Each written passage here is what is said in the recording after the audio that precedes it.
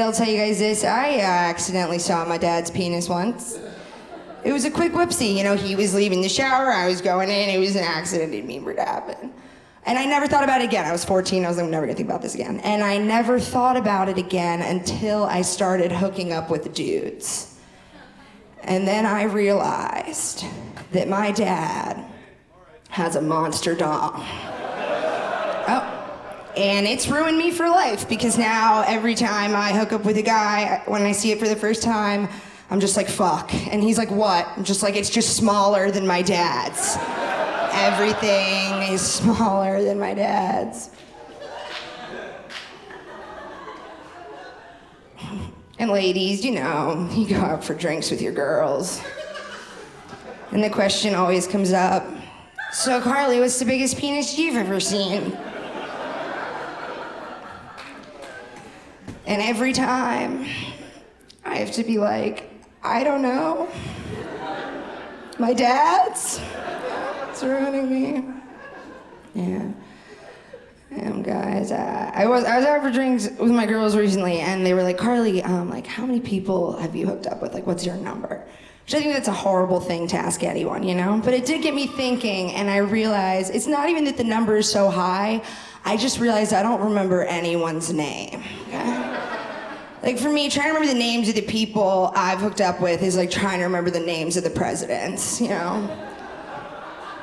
Like, I can tell you the first and the one right now.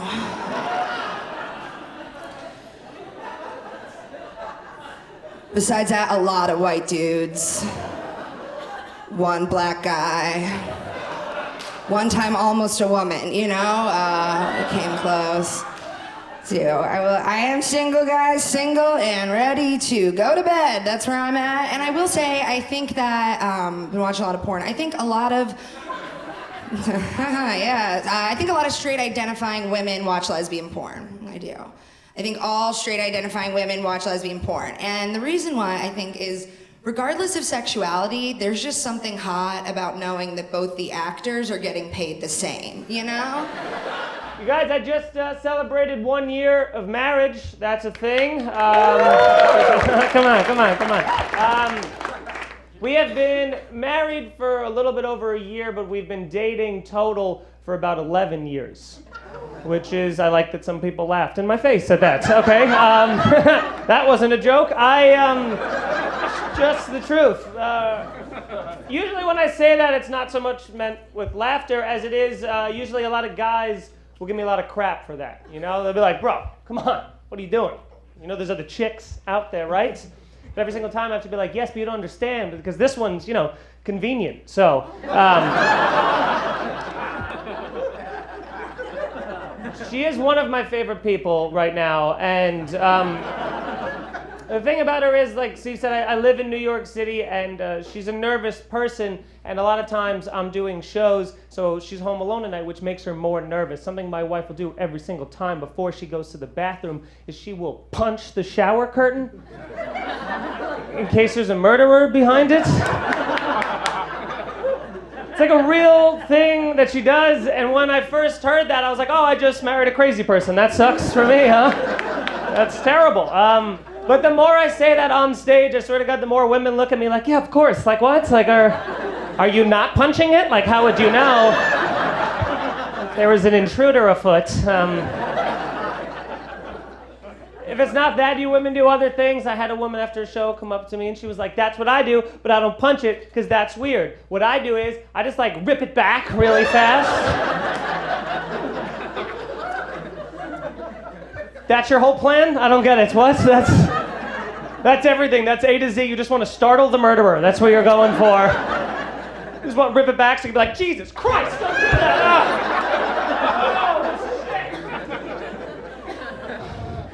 Well, I was going to kill you, but it got me. I'm slightly flustered, so I don't know. You want to go get froyo? Let's hang out. Come here. I got divorced this year. Anyone else celebrating anything tonight?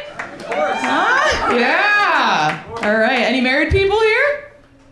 Yeah. All right. Give it time. Give it time. People change. They do. I don't want to get into the whole story, I don't want to like tell you the whole thing, but it's kind of just like, basically he kind of wanted me to be like a housewife type of person, very traditional, and I just really wanted him to be a woman. Turns out guys don't like that. No one was surprised when I came out, except for me. No one was surprised at all. My friends were really nice about it. They all acted like really taken aback because they know how much I love attention. So that was nice of them. That was nice. But people are always like a little bit surprised, when I talk about this. They have a lot of questions, right? A lot of questions come up. They're like, "You're so young. You're so cool. You're like the most handsome Jewish man I've ever seen." What happened? What happened? I've been thinking about making maybe like a PowerPoint slideshow with just some of the frequently asked questions that I get. It'd be very short. It would just be like, slide 1 would just be like, "You were married?" And then slide 2 is like, "To a man?" And then slide 3 is just 13 years of softball photos. I just feel like that says it all. I feel like it really does. I started going to therapy though. That's been helping a little bit. Any therapy heads here? Yeah. All right. On the count of 3, say your therapist name. 1, 2, 3. Shannon.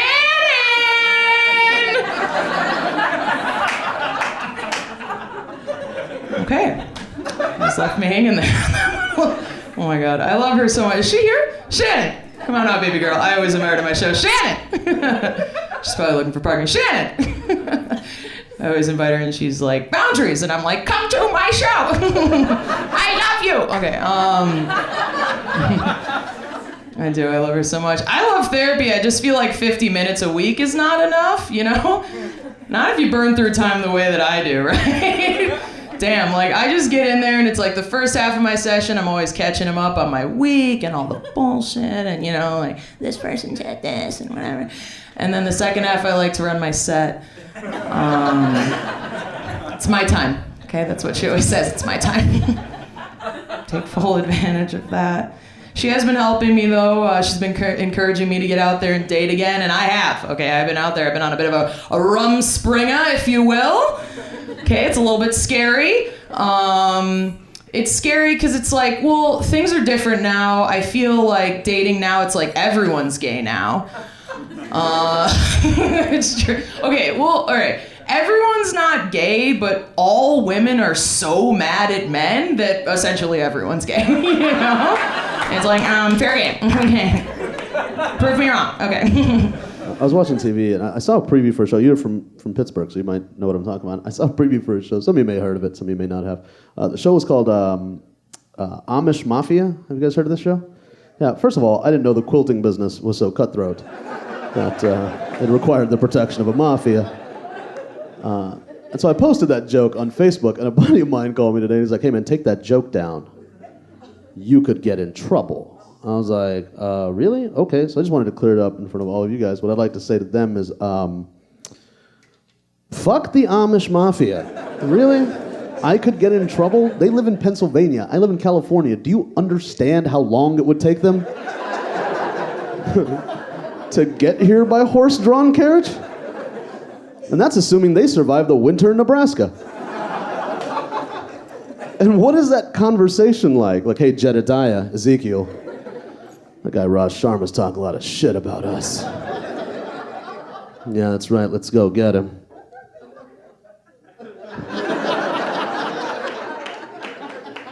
In 7 years, that guy is fucked. My parents are from India. I grew up here. Anybody have immigrant parents? Anybody have parents from different countries? Where are they from? Where are they from? What's grandmother? That sounded really weird. Where are they from? My grandmother. She just makes immigrants. It's very strange. But if you have immigrant parents and you grow up here, you might understand this. At some point, when you grow up here, at some point you end up teaching your parents things as opposed to them teaching you things. Like, I'll give you an example. My mother didn't know how to flip anybody off. Right? So I swear to God, till the day she died, she had no idea how to give anybody the middle finger. We were stuck in traffic one time. A lady cut her off, right? Hit the brakes and looked at my mom and went like this. To which my mother responded with, And I was like, what the fuck was that? She goes, hey, she gave me one finger, I gave her all five. Before I get started, I just gotta say I couldn't help but notice. But this mic stand right here is a very accurate representation of what I looked like in high school. I just had to say that, something I noticed. All right, so ladies and gentlemen, I like to start off real relatable. Who here has African parents? All of you? Okay, good, perfect. That's great. That's great. No, it's like, you too? You hate him for being African? He doesn't? Yo, you guys want to sort this out after the show. See, okay, here's the thing. It sucked having African parents because it made me wash a lot of dishes, like an ungodly amount of dishes. Like, I didn't even use I was just eating out my hands at one point. Like, and here's the worst part. We had a dishwasher we never used. Is that relatable in here? We had a dishwasher that we never used. And I'd be like, Mom, you think we use this dishwasher to make this process a little bit easier? Then she'd look at me, she'd be like, Joshua, why would I use a dishwasher when I gave birth to 4 of them? And the one time my little brother felt brave one day and he walked right up to my mom. He's like, yeah, well, you know what, Mom? I got 3 dishwashers because I'm finished. And he's right, because she killed him. I was like, Mom, are you serious? You can't do that. She's like, Joshua, don't worry.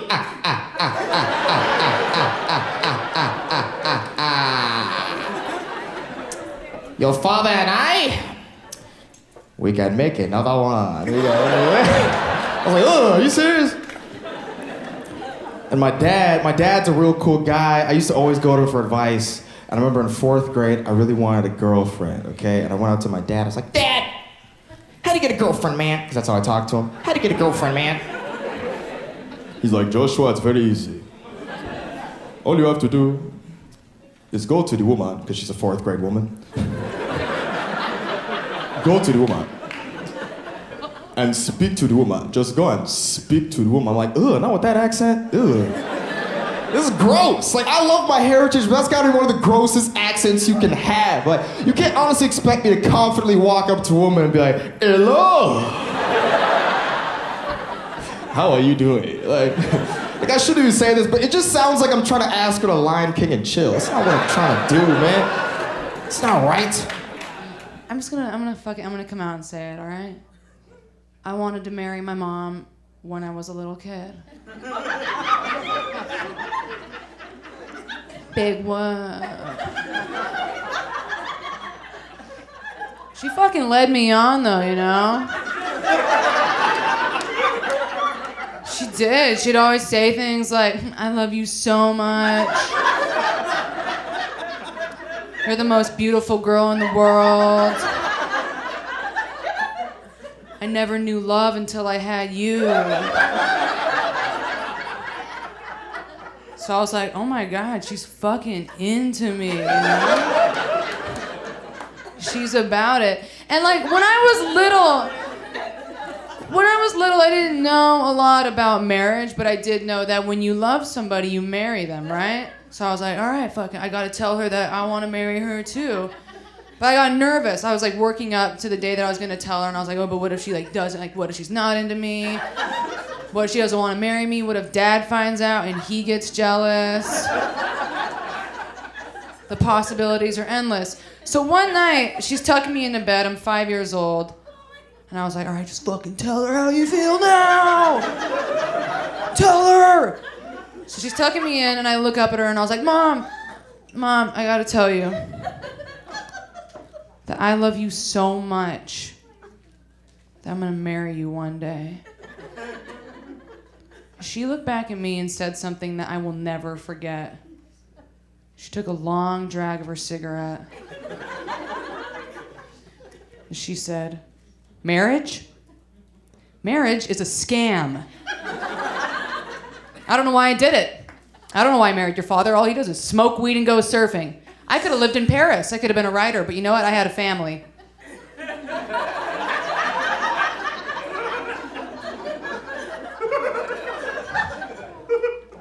I was like, all right. So that's not a no.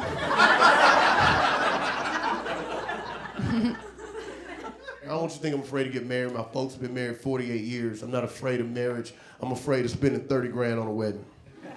That shit scares the hell out of me. 30 grand on a wedding, that is a bad bet, okay? 50% of first marriages end in divorce. 60% of second marriages end in divorce. 72% of third marriages end in divorce. Marriage is the only thing you do where the more you do it, the worse you get at it. 30 grand on a wedding is like going to Vegas and playing blackjack and the dealer gives you a 3 and a 4. You're like, I'm all in. I don't think you know how to play blackjack. It's not the blackjack rule book. 30 grand on a wedding scares the hell out of me. You know what I'm okay with? Spending 30 grand on a 30-year anniversary celebration.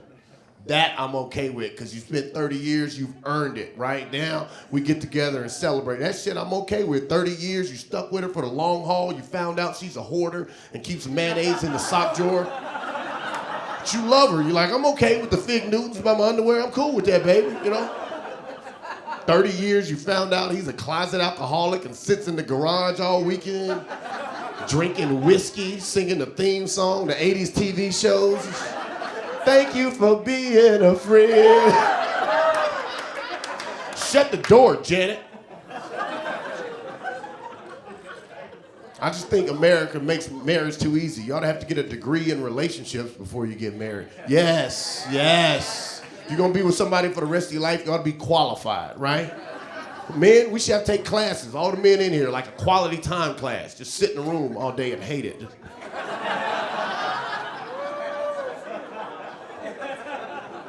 And ladies, you guys are so naturally great at relationships, you guys wouldn't have to take but one class. Woo! It'd be called silence. Professor would come in and turn on ESPN and open a beer. See how long you can shut the hell up. Just... I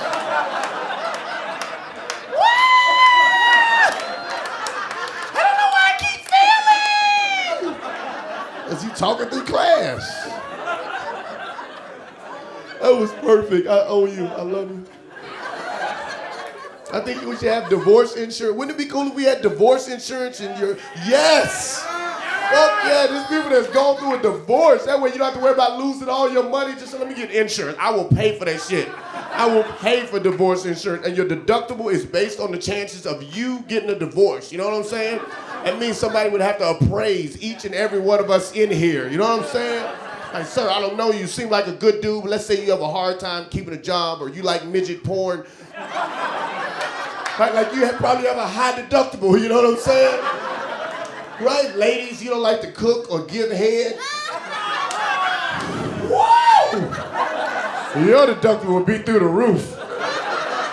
Geico would not insure that shit at all. That little lizard would be like, she doesn't do what? Call us when you get a DUI. At least we know you're drinking.